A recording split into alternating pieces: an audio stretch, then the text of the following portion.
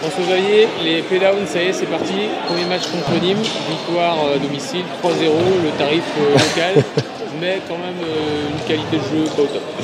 Ouais, là, il y avait on va dire qu'on n'est pas satisfait sur enfin, je ne suis pas satisfait du contenu sur les 2 premiers sets, ce que je leur ai dit à la pause des 10 minutes, que j'attendais mieux que ça dans tous les compartiments du jeu. Alors du coup, il y a eu une réaction, donc là, on peut dire que ça a été beaucoup mieux, même si l'équipe de Nîmes a peut-être accusé un petit peu le coup, mais il a fallu être sérieux pour mettre 25-10.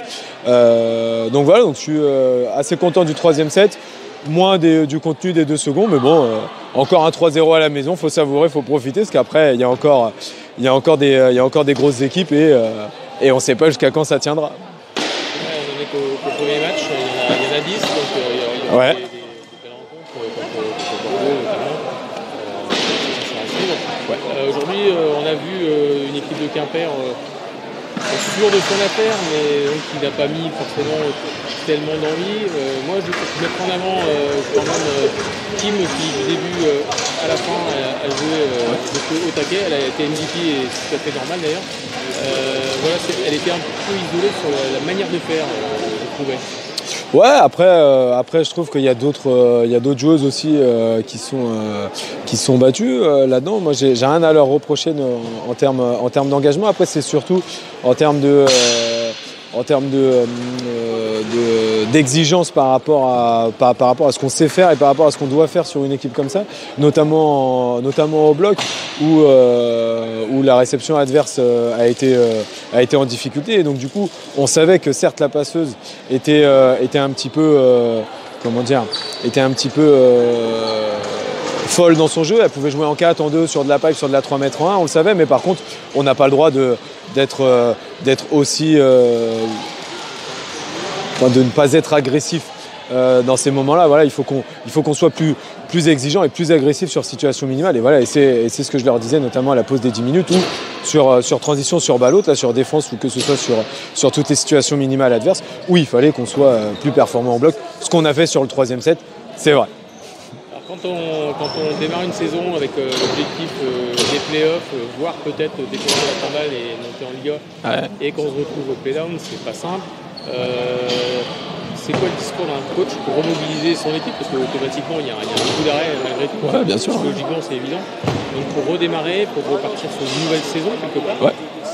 Que fait le coach pour... Bah oui, c'est vrai qu'on accuse le coup. Moi le premier, hein. C'est un échec par rapport à l'objectif qu'on s'était fixé d'aller en play-off. Donc il a fallu rebondir, il a fallu 24-48 heures pour repartir. Et surtout, comment on repart? C'est surtout avec la fixation de nouveaux objectifs, d'aller chercher des victoires références, notamment contre Bordeaux, Essens et Calais, qui sont aussi 3 grosses équipes et qui sont aussi des équipes habituées d'élite. Donc voilà, ça c'est un premier objectif, d'acquérir le maintien le plus vite possible, parce que plus on s'éloigne de cette zone de relégation, plus on sera plus serein pour aborder les derniers matchs. Et puis c'est surtout d'aller chercher quelque chose sur ce Final Four. On a la chance d'être encore en demi-finale, de participer à cette Coupe de France, d'être en demi-finale, donc du coup d'aller chercher une place en finale, et pourquoi pas un titre, ce qui serait le premier en Coupe de France à Quimper après 1 ou 2 échecs en finale. Donc voilà, ça serait beau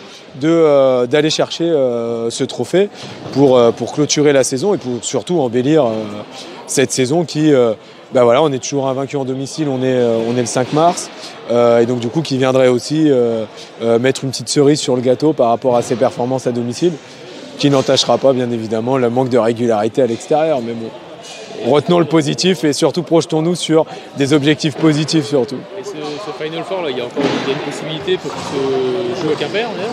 On va voir, on a reçu le cahier des charges sur la fin de semaine, là, jeudi, vendredi il me semble, de la part des dirigeants.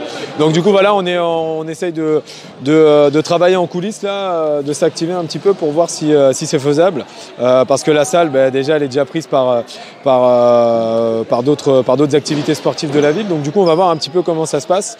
Et surtout voir si on peut accueillir ce bel événement, parce que ça serait une chance d'accueillir ce Final Four. Et vu le déroulement de la saison, là, on voit bien que c'est un gros avantage de jouer à domicile. Ouais, bien sûr. Après, sur un match coup près, c'est différent d'une saison régulière.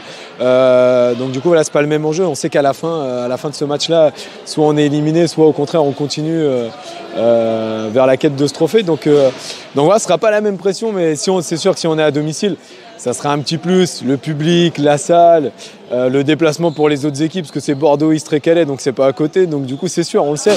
Mais ça sera pareil si nous, on va là-bas. Donc du coup, à nous d'y croire et à nous de tout faire pour essayer d'accueillir. Après, c'est la fédération qui choisira. Mais en tout cas, si on l'accueille, ce sera une belle fête en Bretagne. Là, pour les playdowns, on part avec un petit déficit de points par rapport à Bordeaux, notamment, et Sens. Ouais. Par contre, c'est un bel objectif aussi de finir premier de ces playdowns.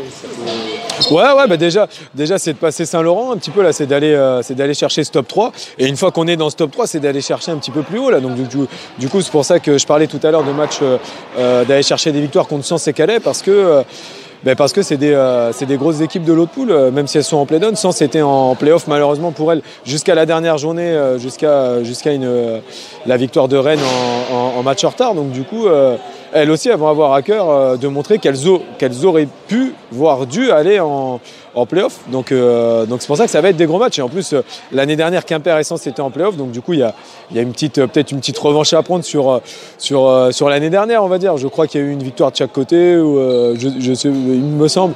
Donc du coup, voilà, donc ça va être un petit match intéressant, une confrontation intéressante. Avec une très bonne passeuse à Sens, Margot Lemoine, qu'on connaît bien ici, ouais, bien sûr. Ouais, tout à fait, ouais. Écoute, rendez-vous très bientôt pour la suite de l'aventure. C'est ça. Plein de succès. Avec plaisir, merci.